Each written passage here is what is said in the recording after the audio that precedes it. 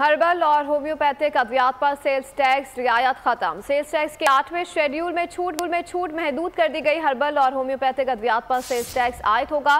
दस्तावेजात के मुताबिक हर्बल के अद्वियात पर 18% सेल्स टैक्स लगाने की तजवीज़ दी गई है। होम्योपैथिक के तमाम शरबत और क्रीम पर सेल्स टैक्स आयद होगा। मजीद जान लेते उमर हयात खान से। जी उमर हयात खान, आगाह कीजिएगा।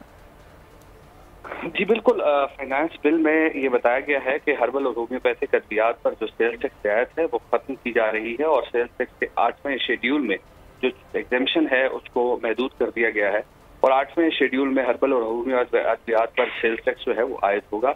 नज़ला, जुकाम और खांसी के जो शांदे पर 18% सेल्स टैक्स और हर्बल की जो सैकड़ों अद्वियात हैं उन पर 18% सेल्स टैक्स लगाने की जो है वो तजवीज़ है। इसके साथ साथ हर्बल माजून, मुरब्बे और सकूक पर भी 18% सेल्स टैक्स आयद होगा। मुख्तलिफ हर्बल शरबत और गोलियों पर भी 18% सेल्स टैक्स आयद होगा। होम्योपैथिक के तमाम कतरों वाली जो अद्वियात हैं उन पर भी सेल्स टैक्स आयद होगा और होम्योपैथिक के तमाम शरबत और उसके साथ साथ जो क्रीम्स हैं उन पर भी सेल्स टैक्स आयद होगा। जी उमर हयात खान अपडेट करे थे, आपका शुक्रिया। सब्सक्राइब करें और बेल दबाएं ताकि कोई खबर रह न जाए।